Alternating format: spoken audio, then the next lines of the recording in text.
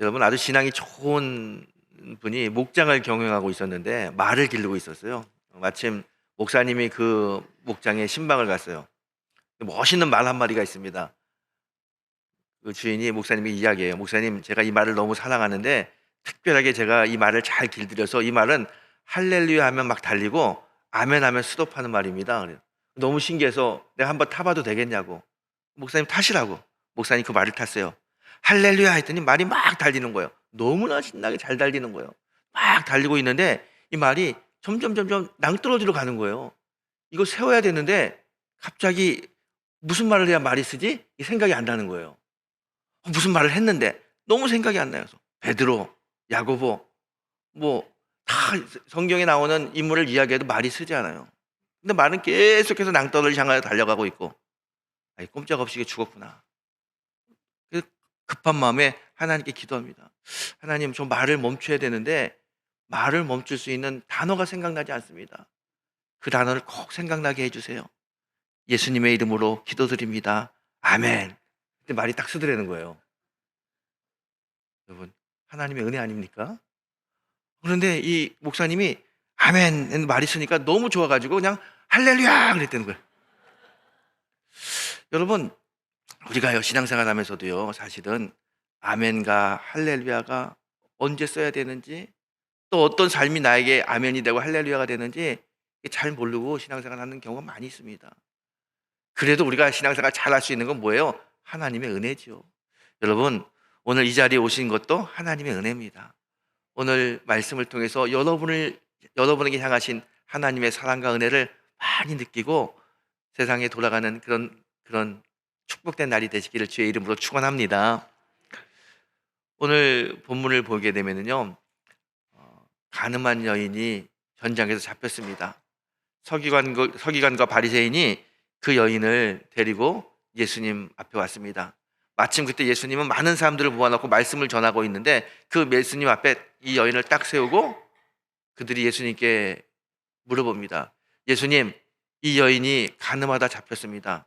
모세의 율법에 의하면 이 여인은 돌로 쳐 죽여야 되는데 선생님은 어떻게 하겠습니까? 그렇게 물어봐요. 사실 이 질문은 예수님에게 조언을 구하고 예수님의 지혜를 구하는 질문이 아니라 예수님을 아주 곤란하게 빠뜨리는 그런 질문입니다. 예수님이 이 질문을 받고 가만히 생각합니다. 이 질문의 목적이, 의도가 무엇인지 너무나 잘 알고 있어요. 한참을 생각하시다가 예수님이 그들에게 이야기합니다. 너희 중에 죄 없는 자가 먼저 돌로 치라 그래요. 그랬더니 거기에 있는 사람들이 하나 둘, 젊은이부터 나이 든 사람에 이르기까지 하나둘 없어지면서 다 사라집니다. 결국 그 여인과 예수님 둘이 남습니다. 예수님이 그 여인에게 이야기합니다. 나도 너를 정죄하지 않겠다. 가서 다시는 죄짓지 마라. 그 여인을 보내줍니다. 이게 오늘 본문의 이야기입니다. 여러분, 우리가 잘 알고 있는 이 본문의 이야기죠. 그런데 이 본문을 보게 되면 하나 의구점이 생깁니다. 뭐냐면 성경에 보게 되면, 특별히 구약 성경에 보게 되면 간음한 남녀는 반드시 돌로 쳐 죽이는 게 율법입니다. 신명기 22장 22절 24절에 보게 되면 성경이 이렇게 이야기합니다. 어떤 남자가 유부녀와 동침한 것이 드러나거든 그 동침한 남자와 그 여자를 둘 다 죽여서 이스라엘 중에 악을 제거할지니라. 너희는 그들을 둘 다 성읍 문으로 끌어내고 그들을 돌로 쳐 죽일지니라. 모세의 율법이에요. 이 율법대로라면 반드시 이 간음하다 잡혀온 여인은 돌로 쳐 죽여야 됩니다. 그런데 예수님이 그렇게 하지 않고 여인을 살려줘요. 도대체 예수님이 왜 이 여인을 살려줄까? 예수님이 모세의 율법을 몰라서 살려준 것일까요? 아니면 이 여인과 예수님이 사적인 특별한 관계가 있기 때문에 이 여인을 불쌍히 여기고 살려주신 걸까요? 도대체 예수님은 왜 율법이 정한 돌로 쳐 죽여야 되는 율법을 어기면서까지 이 여인을 살려주셨을까요? 오늘 이 본문을 통해서 예수님의 마음을 좀 한번 느껴보고 그 마음을 같이 나누길 원합니다. 이스라엘에서는요, 전통적으로 이스라엘에 세 가지 큰 죄가 있습니다. 이 세 가지는 무조건 죽여야 됩니다. 이 죄를 범한 사람은. 첫째, 우상 숭배입니다. 이스라엘은 선민 의식이 있는 나라고요. 하나님이 선택한 백성들입니다. 하나님이 우상을 숭배하지 말라고 분명히 말씀하셨어요. 그래서 우상 숭배는 큰 죄고요. 이 우상 숭배를 한 사람은 반드시 죽이게 되어 있습니다. 두 번째, 이스라엘에서 큰 죄는 뭐냐면 살인죄입니다. 생명의 근원은 하나님께 있습니다. 하나님만이 생명의 주인입니다. 그런데 하나님 외에 다른 인간이 그 생명을 죽인다는 것은 하나님 앞에 큰 죄죠. 하나님이 용서하지 않습니다. 그래서 살인죄를 범한 사람도 죽이게 되어 있습니다. 그리고 세 번째, 간음죄를 범한 사람도 죽이게 되어 있습니다. 간음죄는 남자와 여자의 관계를 깨뜨리고요. 남자의 가족과 여자의 관계, 그 모든 가족 관계를 다 힘들게 하고 깨뜨리기 때문에 엄하게 다스렸습니다. 우상숭배, 살인죄, 간음죄, 이 죄를 범한 사람은 반드시 죽이도록 하나님 말씀하셨고요. 율법에 기록되어 있습니다. 이 여인은 지금 반드시 죽여야만 되는 간음죄를 범한 여인입니다. 이 여인이 현장에서 걸렸어요. 그래서 바리새인과 서기관들이 이 여인을 데리고 옵니다. 여러분 한번 상상해 보세요. 당신 간음죄를 범했으니까 우리 같이 갑시다. 이렇게 인격적으로 조용히 데리고 왔을까요? 절대로 그렇지 않습니다. 머리채를 잡든지 팔목을 잡든지 막 데리고 오는 거예요. 이 여인은 안 가려고 뿌리치고 저항합니다. 질질질 끌려오는 거예요. 이 질질질 끌려오는 그 모습을 동네 사람들이 다 봅니다. 그러면서 이 여인이 왜 질질 끌려가나? 저 여자 간음하다 걸렸대. 그 이야기를 들으면서 손가락질하고 욕하고 모욕하고 얼마나 순환을 당하면서 그 예수님이 있는 그곳까지 왔는지 모릅니다. 머리도 다 흐트러지고 옷도 다 흐트러지고 그리고 예수님 앞에 섰습니다. 예수님을 고개 들고 볼 수 없어요. 고개를 푹 숙이고 아니 서 있다가 다리에 힘이 없어서 예수님 발 앞에 푹 쓰러 앉아있는지도 몰라요. 지금 이 여인은 꼼짝없이 돌 맞아 죽을 겁니다. 이제 조금 있으면 여기 있는 많은 사람들이 돌을 집어서 자기에게 막 던질 텐데 그 죽음을 앞에 둔 여인의 마음이 얼마나 무섭겠어요. 얼마나 두렵겠어요. 더군다나 죄를 짓고 죽게 되면 이 지옥에 갈 텐데 그의 영혼도 얼마나 괴롭습니까? 지금 이 여인은 육적으로나 마음적으로나 영적으로나 너무 힘들고 너무 괴로운 그런 형편입니다. 예수님 발 앞에서 이 여인이 생각할 수 있는 딱 하나는 살고 싶다예요. 정말 살고 싶지 않겠습니까? 이런 사람은 다 누구나 살고 싶은 마음이 다 있어요. 이 여인 비록 죄를 졌지만 살고 싶은 마음이 있어요. 그런데 이 여인이 살려면 예수님이 자기 편을 좀 들어줘야 되는 거예요. 예수님이 자기를 좀 옹호해주고 자기 입장에서 이야기를 잘해주면 살 수 있을 것 같아요. 기대를 해봅니다. 더군다나 이 여인은 어떤 이야기를 들었냐면 예수님은 항상 병든 자와 가난한 자, 죄인들과 함께 했다는 이야기를 들었어요. 언제나 병들고 멸시받는 자를 사랑해주고 고쳐주시고 한 번은 바리새인들이 그렇게 트집 잡으려고 했던 안식일에도 병든 자를 고쳐주셨던 그 예수님 스스로가 나는 죄인들의 친구다라고 이야기하면서 죄인들과 함께 했던 그 예수님의 이야기를 들었어요. 그래서 여인은 그 순간에 그 죽음의 공포 속에서 그래, 죄인들을 죄인으로 취급하지 않고 인격적으로 대해주시고 하나님의 아들, 딸로 대해주시는 그 예수님이 나에게 자비를 베풀어 주셔서 내가 비록 죄를 졌지만 내 형편을 좀 아시고 이 많은 사람들에게 나를 위해서 변론을 해줬으면 좋겠다. 내 상황을 조금이라도 좀 좋게 이야기했으면 좋겠다. 그런 마음을 가지고 있어요. 그런 마음을 가지고 고개를 푹 숙이고 달달달 떨고 있는 이 여인. 그 여인의 모습을 본 예수님, 그 여인의 마음을 아는지 모르는지 침묵합니다. 아무 대답하지 않아요. 바리새인과 서기관들이 예수님께 이야기합니다. 선생님이요, 이 여인은 어떻게 할까요? 돌로 쳐 죽일까요? 아니면 놔줄까요? 어떻게 할까요? 계속 물어보는 거예요. 계속 물어봅니다. 만약에 예수님이 거기서 돌로 쳐 죽여라 그러면은요, 이 바리새인과 서기관들이 이렇게 얘기할 겁니다. 예수님 날마다 사랑하고 또 자비라고 얘기했는데 이 봐라, 죄인 앞에서 냉정하지 않냐? 그렇게 얘기할 거예요. 더군다나 예수님이 이 여인을 돌로 쳐 죽이라 라고 이야기하게 되면요, 로마법을 어기는 게 됩니다. 왜냐하면 당시 이스라엘은 로마의 식민지였어요. 로마의 식민지였기 때문에 로마 식민지에 사는 어떤 나라 백성들도 로마의 재판을 받지 않고는 사형을 집행할 수 없습니다. 여러분, 그래서 요한복음 18장에 보게 되면요, 그 유대인들이 빌라도에게 예수님을 넘기면서 뭐라고 이야기하냐면 예수님을 사형시켜달라고 그래요. 죽여달라고 그래요. 그랬더니 빌라도가 야, 너희들이 데리고와서 너희들의 법대로, 유대인의 법대로 예수를 처형해라. 그랬더니 그 유대인들이 뭐라고 이야기하냐면 이렇게 이야기합니다. 유대인들이 이르되 우리에게는 사람을 죽이는 권한이 없나이다. 유대인들에게는 사람을 죽일 수 있는 권한이 없어요. 왜냐하면 사람을 죽일 수 있는 권한은 로마가 가지고 있는 거예요. 그런데 예수님이 여기서 이 여인을 죽여라라고 이야기하게 되면 로마법을 어기는 겁니다. 당연히 문제가 되죠. 그리고 반대로 그러면은 예수님이 이 여인을 살려줘라. 그러면요, 예수님이 모세 율법을 어기는 거잖아요. 이 바리새인과 서기관들이요, 막 동네방네 다니면서 예수가 메시아라고 하는 사람이, 하나님의 아들이라고 하는 사람이 하나님의 법, 모세의 율법을 어겼다고 막 그렇게 다닐 거예요. 그러면서 이 사람은 가짜다. 얼마나 이 모세의 율법을 어겼다고 사람들을 선동해가지고 예수님을 대적하려고 하는지 예수님 너무나 잘 알고 있습니다.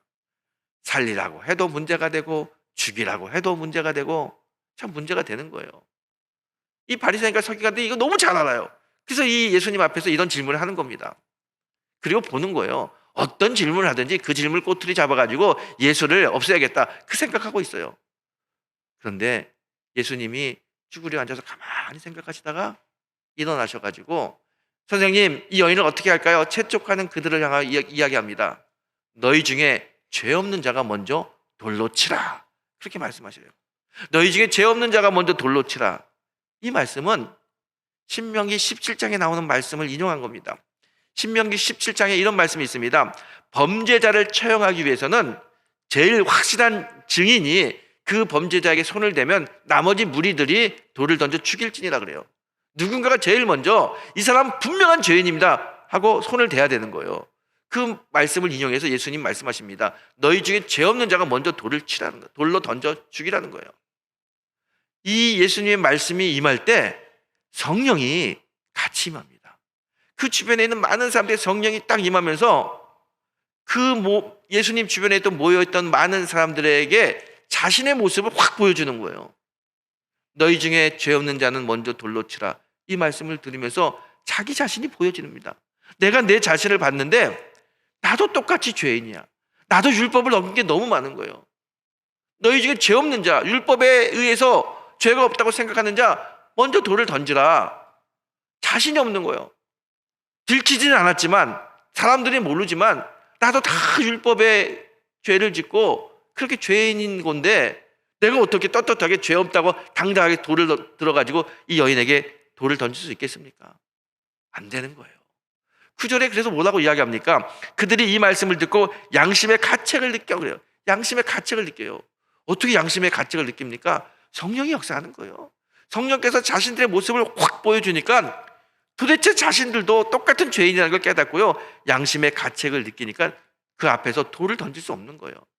그래서 젊은이부터 나이 든 사람에 이르기까지 1명, 2명 슬금슬금 빠지더니 다 빠집니다. 예수님이요, 너희 중에 죄 없는 자는 먼저 돌로 그 여인에게 던지라 라는 이 말씀을 통해서 모든 사람들이 다 율법 앞에서 죄인이라는 것을 알게 해주신 겁니다. 여러분, 그 당시에 있는 모든 사람들, 아니 지금 우리를 포함해서 이 세상의 모든 사람들은 다 율법에 따지면 죄인들입니다. 우리는 다 죄인입니다. 그리고 율법에 의하면 이 여인처럼 돌 맞아 죽을 수밖에 없는 죄인들입니다. 그래서 바울이 이렇게 이야기하지 않습니까? 의인은 없나니 하나도 없나니. 이 세상에 의인은 하나도 없다는 거예요. 율법의 잣대를 가지고 비춰봤을 때 의인이라고 할 수 있는 사람은 아무도 없다는 겁니다. 우리 모두가 다 죄인이기 때문에 우리 다 돌 맞아 죽든지 죄의 삭은 사망이라고 하니까 죽음을 맞이할 수밖에 없는 사람들입니다. 그런데 하나님이요, 그런 우리들을 살리고 싶으세요. 율법대로 다 정죄하는 것이 아니라 하나님은 우리를 살리셔서 구원받는 자로, 이 땅에서 하나님의 자녀로 사시기를 원하시는 마음을 가지고 있어요. 그래서 주님이, 하나님이 하신 게 뭡니까? 우리를 살리기 위해서 하나밖에 없는 독생자를 이 땅에 보내주시고 그 독생자를 십자가에 못 박아 죽음으로 우리의 죄를 용서해 주시고 우리에게 구원의 길을 열어주신 거 아닙니까? 여러분, 우리는 다 죄인이기 때문에 죽을 수밖에 없는 사람들인데 하나님의 은혜로 예수의 사랑으로 우리가 구원받고 우리가 하나님의 자녀가 됐습니다. 구원은 전적인 하나님의 은혜입니다. 우리가 노력하고 우리가 애써서 구원받은 게 절대로 아닙니다. 우리는 할 수 있는 게 아무것도 없어요. 그저 죽을 수밖에 없고 죄의 삭은 사망이기 때문에 지옥 갈 수밖에 없는 사람들이지만 하나님의 은혜로 예수님의 사랑으로 우리에게 구원의 길이 열린 겁니다. 그래서 예수님은 하나님께서 우리에게 주신 특별한 선물입니다. 구원을 이루기 위해서 주신 하나님의 선물입니다. 누구든지 예수를 영접하고 예수를 믿으면 다 구원을 받습니다. 하나님께서 우리를 이렇게 사랑하기 때문에 그 구원의 길을 열어주신 거예요. 여러분, 이 여인 돌 맞아 죽을 수밖에 없는 여인입니다. 율법에 의하면 반드시 죽여야만 되는 여인입니다. 그런데 예수님을 만나고 예수님이 그 여인에게 은혜를 베풀어 주죠. 율법을 이야기하는 것이 아니라 예수님의 사랑을 주십니다. 예수님 말씀하시죠. 나도 너를 정죄하지 않겠다. 예수님, 나도 너를 정죄하지 않겠다. 이 말은 내가 너 죄, 네가 한 간음죄, 내가 너 왜 그런 죄를 졌냐? 너 죽어야 돼. 넌 죄인이야. 이렇게 이야기하지 않겠다는 거예요. 다 잊어버리고 용서해 준다는 겁니다. 그리고 이야기하죠. 다시는 가서 죄를 짓지 마라. 예수님이 이 여인에게 생명을 살려주셨을 뿐만 아니라 새로운 삶도 전해주시는 거예요. 지금 너가 새 생명을 얻었는데 이전까지 간음하고 이전까지 죄 짓던 거 모든 걸 다 단절하고 이제 새 사람으로 새 생명 주신 그 하나님의 은혜를 가지고 새롭게 살아라. 하나님의 자녀로 용서받은 사람으로 새롭게 살아라. 그 여인을 축복합니다. 이 여인은 예수님을 만나서 생명을 건졌을 뿐만 아니라 구원도 받고요, 새 생명도 얻게 됐어요. 이 놀라운 축복을 우리 주님이 이 여인에게 주신 겁니다. 참 그것도 놀라운 사랑이고 축복입니다. 여러분 신앙생활 하면서 하나님 앞에서 여러분의 죄를 진실하게 내려놓고 회개 기도한 적 있으시죠? 우리 가끔 또 집회할 때 또 목사님이 이야기할 때 우리 회개해야 됩니다. 그러면 여러분 우리 다 우리의 죄를 하나님께 구하는 그 기도하지 않습니까? 저는 중학교 때인 것 같아요. 수련회를 갔었는데 그 수련회 집회를 인도하시는 분이 거기서 이렇게 이야기해요. 우리가 구원받으려면 회개해야 됩니다. 죄를 회개해야 됩니다. 이 시간 다 여러분의 죄를 하나님께 회개하십시오. 눈 감고 가만히 기도하면 하나님께서 여러분의 죄를 다 생각나게 할 겁니다. 그러면 그 죄를 하나님께 용서해달라고 기도하세요. 어릴 때 그런 얘기를 들었어요. 제가 그때요, 지금도 생각해요. 저는 참 모범생이거든요. 엄마 말도 잘 듣고 학교도 열심히 다니고 모범생이라 죄인이라고 하는 게 잘 받아들이지 않아요. 이 회개해라. 죄가 생각난다. 내가 무슨 죄를 졌어? 나는 착한데. 나는 얼마 전에 선행상도 받았는데 착한데 나는 회개할 게 없어. 그런 생각했어요. 그래도 눈 감고 기도하라니까 눈 감고 가만히 기도해 봤어요. 근데 갑자기 어떤 생각이 드냐면 만화 가게 가서 그때는 100원에 만화 2권을 봐야 되는데 100원 내고 3권 봤던 게 생각나는 거예요. 이게 죄인데. 그게 생각나서 하나님께 하나님 용서해서 기도했더니 계속해서 꼬리에 꼬리를 물고 죄가 생각나는 거예요. 콩나물 사오려고 했는데 그 남은 거 엄마한테 주지 않고 떡볶이 사 먹은 거 등등 여러 가지 죄가 나오는 거예요. 그건 하나 생각나면 회개하고 하나 생각나면 회개하고 그랬는데 시간이 얼마나 걸렸는지 몰라요. 얼마나 죄를 회개하는지 나중에 선생님이 와가지고 야 이제 그만하자 그 정도로 죄가 많이 생각나더라고요. 그때 제가 깨달았어요. 내가 이렇게 죄인이었나? 내가 이렇게 죄가 많았나? 여러분 우리는요 내가 죄인인 거 잘 모릅니다. 근데 사실은요 성령께서 우리를 조명해 주시면 우리가 정말 죄인이라는 것을 느끼게 됩니다. 여러분 예수님이 이렇게 이야기하죠. 형제를 향하여 욕하고 미련한 놈이라고 이야기하는 것은 지옥 갈 죄라고 이야기합니다. 사도 요한이 이야기합니다. 형제를 미워하는 것은 살인한 것과 마찬가지다. 살인죄를 지은 거예요. 여러분 보세요. 우리가 신앙생활하면서 옆에 있는 사람 얼마나 비아냥거리고 비난하고 욕하고 그렇습니까? 또 우리 주변에 있는 사람들 험담하고 우리 다 그런 죄를 짓고 살잖아요. 이 말씀대로 하게 되면요, 율법대로 하게 되면요, 다 돌 맞아 죽어야 되는 그런 사람들이에요. 여러분, 율법을 가지고 우리를 정죄하면 이 세상에 돌 맞지 않을 사람 아무도 없습니다. 이 여인처럼 반드시 돌 맞아 죽어야 되는 사람이 이 여인이 아니라 여러분과 저예요. 나는 교회 다니면서 나는 죄를 짓지 않습니다 라고 생각할 수 있지 모르지만 사실은 그렇지 않아요. 우리 안에 죄의 씨가 있습니다. 사람은요, 태어날 때부터 이 우리 심령 안에 죄의 씨앗을 가지고 태어나요. 우리가 신앙생활하고 말씀 보면서 죄를 짓지 않죠. 그런데 여전히 우리 안에는 죄의 씨앗이 있습니다.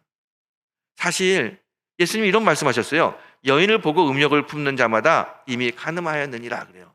이 말씀은 생각하는 것 자체가 죄라는 말씀이 아니라 우리 안에 죄의 씨앗이 있다는 거예요.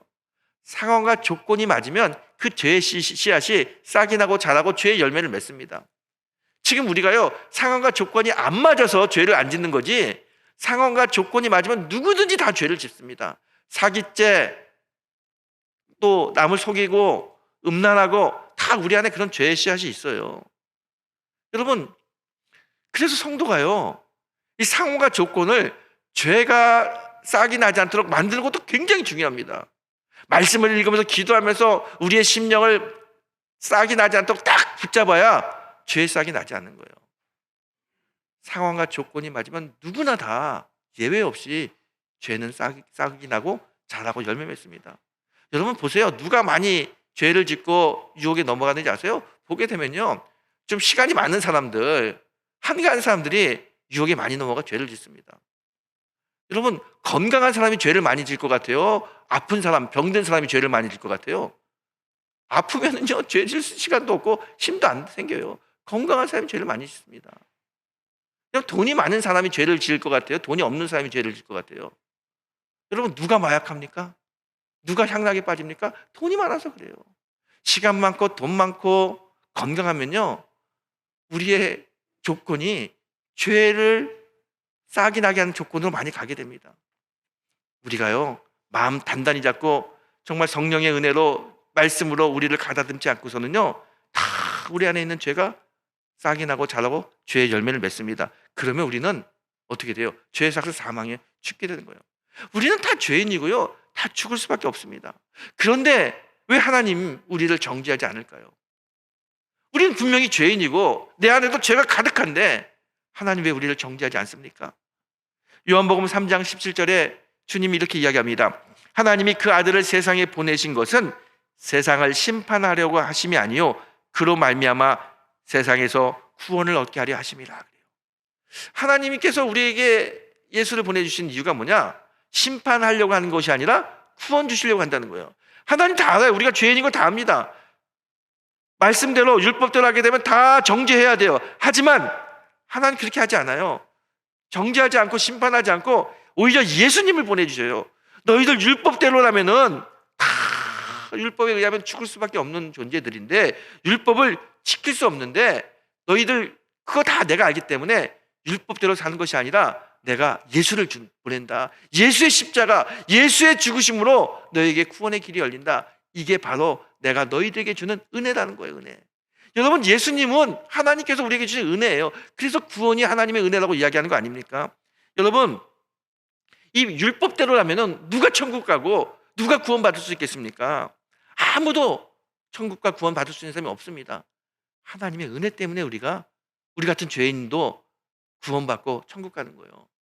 여러분, 우리가요 법대로 사는 게 아닙니다. 우리는 은혜로 사는 거예요. 우리가 늘 착각하는 게 있습니다. 내가 내 힘으로 산다는 거예요.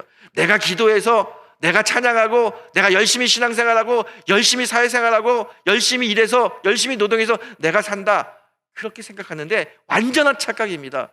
내 힘으로 사는 사람 아무도 없습니다. 전부 다 하나님의 은혜로 사는 거예요.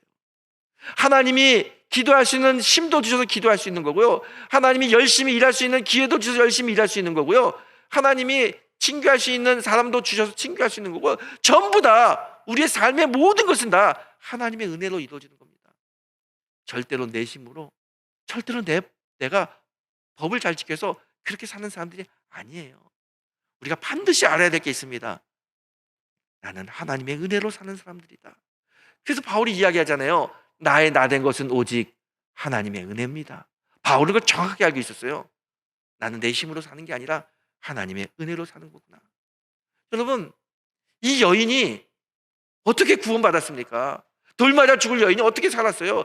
자기가 변론해가지고 자기가 무죄를 증거해서 사는 겁니까? 아니요. 아무것도 한 게 없어요. 그저 예수님께 발발발 떨면서 예수님 나를 좀 도와줬으면 좋겠습니다. 나를 좀 불쌍히 여겼으면 좋겠습니다. 계속 수도 없이 그런 기도 드렸을 거예요. 예수님의 은혜로, 예수님의 사랑으로 이 여인이 구원받은 거예요. 죽지 않은 겁니다. 여러분, 하나님은요, 모든 사람들이 다 구원받기 원하십니다. 이 땅의 모든 사람들이 다 구원받고 하나님의 자녀가 되길 원하시는 분이 우리 하나님이에요. 하나님 그런 마음을 가지고 계셔요. 그래서 율법으로는, 우리의 의지와 노력으로는 구원받을 수 없다는 걸 알기 때문에 예수를 보내주신 거예요. 이 예수는 하나님의 사랑이고 하나님의 은혜입니다. 우리가 예수를 통해서 구원받을 뿐만 아니라 예수를 통해서 새 생명을 받습니다. 여러분, 누구든지 예수님을 영접하면 우리에게 새로운 인생이 열립니다. 우리가 예수님을 영접하면요, 우리가 하나님의 자녀가 되는 거예요. 하나님의 아들, 하나님의 딸. 하나님의 자녀, 하나님의 딸은요, 하나님이 책임집니다. 여러분의 아들, 딸들도 여러분이 책임지지 않습니까? 하나님은요, 하나님의 자녀들을 책임지시는 분입니다. 여러분, 지금 여러분 어떤 형편에 있습니까? 경제적으로, 또 건강의 문제, 여러 가지 문제 속에서 힘들어하고 계십니까? 여러분, 힘들다고 낙심하거나 좌절하지 마십시오. 하나님의 자녀는 하나님이 책임집니다. 그 힘든 환경 속에서, 그 어려운 환경 속에서 주님이 은혜를 베풀어 주십니다. 여러분, 그래서 주님의 은혜로 반드시 살 길이 열립니다. 반드시 어려움을 이길 수 있는 길이 보입니다. 하나님은 그 은혜를 주셔요. 여러분, 시편 기자가 이렇게 이야기합니다. 내가 산을 향하여 눈을 들리라. 나의 도움이 어디서 올꼬? 나의 도움은 천지를 지으신 여호와 하나님에게서로다. 이런 하나님이에요. 하나님은 우리에게 도움을 주신 하나님입니다. 왜요? 우리가 하나님의 자녀이기 때문에. 여러분, 우리는요, 어떤 환경과 어떤 형편 속에서도 하나님의 은혜를 가지고 사는 사람들입니다. 힘들고 어렵다고 좌절하지 마십시오. 그 속에 하나님의 은혜가 있습니다. 그 속에서 하나님의 은혜로 어려움을 이겨내고 힘든 환경을 무찌르고 하나님이 하셨음을 고백할 수 있도록 하나님이 이끄십니다. 여러분, 힘들 때일수록 눈을 들어 하나님을 보십시오. 우리의 도움은 여호와 하나님으로부터 옵니다. 이게 하나님의 은혜입니다.